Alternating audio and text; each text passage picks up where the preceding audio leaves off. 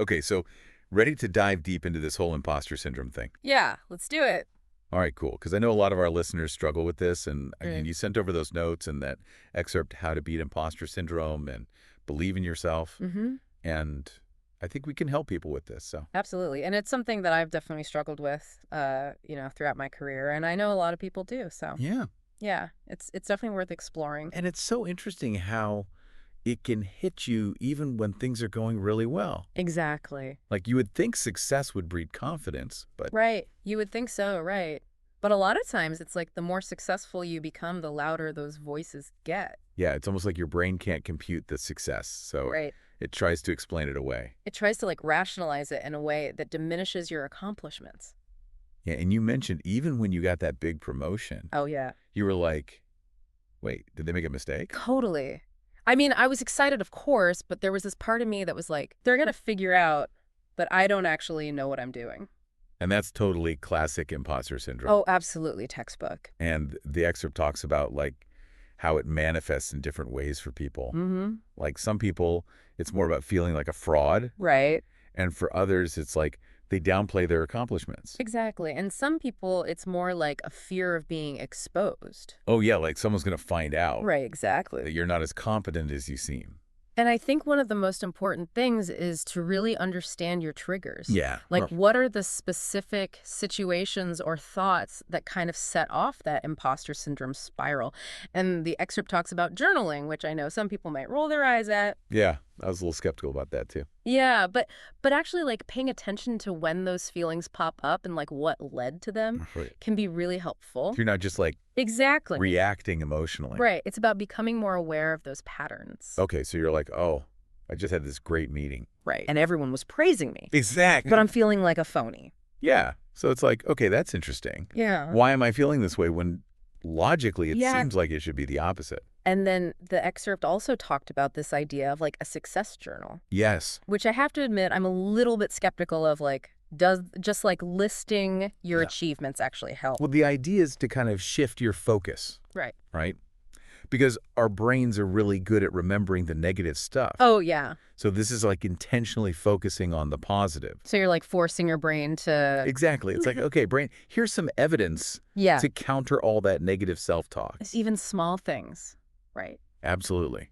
I Mm. mean, it could be anything from like nailing a presentation at work to Yeah. like, finally figuring out how to use that new Or software. like parallel parking on the first try. Exactly. Anything that makes you feel good about yourself. Okay, so I guess I can see how that would start to like, Rewire your thinking a bit. it's about creating a new narrative, Yeah. one that's based on reality rather than those negative distortions. And I think the excerpt also talked about the importance of like actively challenging those negative thoughts. Absolutely. Because Yeah. a lot of times we just let those thoughts run rampant Yeah. in our heads, but we don't actually question them. So you're saying like if you have the thought, Right. I don't deserve this. You have to stop and say, wait a minute. Yeah. Why do I think that? Is there evidence to support that? Exactly. And then you can start to counter those thoughts with like, With facts. with facts, with evidence, like, hold on, I actually got this promotion because I did A, B, and C. Right. You're qualified. Exactly. You earned it. And it's not just about like listing your accomplishments. It's about recognizing the skills and the effort that went into achieving those things. Right. And the excerpt also talks about how it's helpful to talk to someone you trust. Oh, absolutely. Because sometimes we just need that outside perspective. Yeah. Like we get so stuck in our own heads that we can't see things clearly. And it's like they can remind you of things that you've forgotten. Exactly. And also just knowing that you're not alone in feeling this way can be incredibly validating. Yeah, it's like, oh, it's not just me. Right. Exactly. Other people go through this too. And sometimes they can offer insights that we're just blind to because we're so close to the situation. One thing that you mentioned in your notes is that you struggle with perfectionism. Oh, yeah, big time.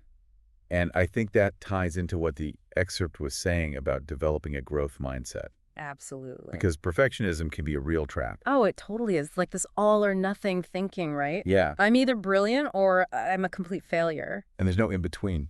Right. And that kind of thinking just sets you up for feeling like an imposter because no one's perfect. Yeah. So a growth mindset is about embracing the learning process, right? Mm-hmm. It's about seeing setbacks as opportunities to learn and grow. So it's like instead of beating yourself up, when you make a mistake. You're like, okay, what can I learn from this? Yeah. How can I do better next time? And that can help reduce the pressure to be perfect. Absolutely, because it's not about being perfect. It's about progress. Yeah. It's about constantly striving to improve.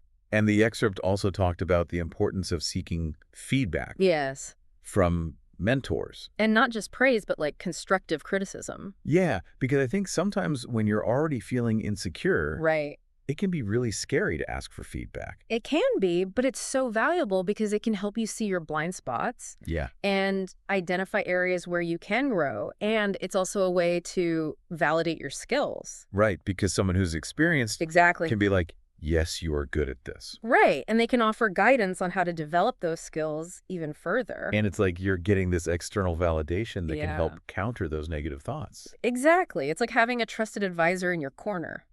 You know, one thing that really resonated with me in the excerpt Mm. is the whole comparison game, Oh, yeah, that's a big one.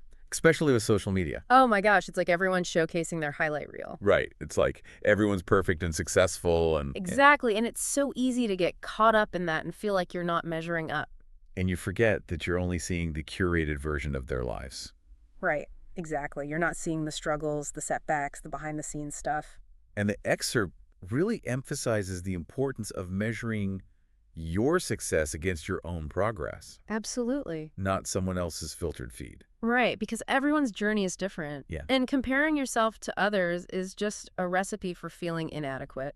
And I think the excerpt also talks about the importance of taking action, Yes. even when you're feeling those doubts. Because action is the antidote to fear, right? Yeah, it's like the more you do the things that scare you, The more you realize that you can handle them. and those fears start to lose their power. Exactly. And each time you step outside your comfort zone, you're building evidence against those imposter voices. You're like, see, I did it, Right, exactly. and I didn't die. And the world didn't end. The last bit of the excerpt that I wanted to touch on Yeah. is the importance of self-compassion, Oh, that's so crucial. because it's so easy to be hard on ourselves. It is, especially when we're struggling with imposter syndrome. Right, and the excerpt really emphasizes that it's okay to have those moments Absolutely. of doubt and insecurity, They don't define you. They're just a part of being human. and we have to learn to be kind to ourselves. Exactly. It's about treating yourself with the same compassion that you would offer a friend who is struggling with the same thing. So I think we've covered a lot of ground, We have. but the main message is that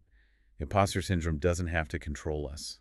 Right. There are things we can do to manage it. Absolutely. And it starts with understanding what imposter syndrome is and how it shows up in our lives. And then it's about challenging those negative thoughts, Yes. celebrating our wins. And taking action, Yeah. even when we're afraid. And being kind to ourselves along the way. Because it's a journey, not a destination. Yeah, it's not going to disappear overnight. Right. It's an ongoing process. But the more we talk about it Mhm. and support each other, And practice self-compassion. the quieter those imposter voices become. Exactly. And the more we can step into our full potential. So I want to leave you with this question. What resonated most with you today? And what's one action you can take to quiet that inner critic Yeah. and really own your achievements? It could be something small, could be something big, Right, but just one thing. just one step in the right direction. Until next time, remember, you belong here. And you've got this. We believe in you. We do.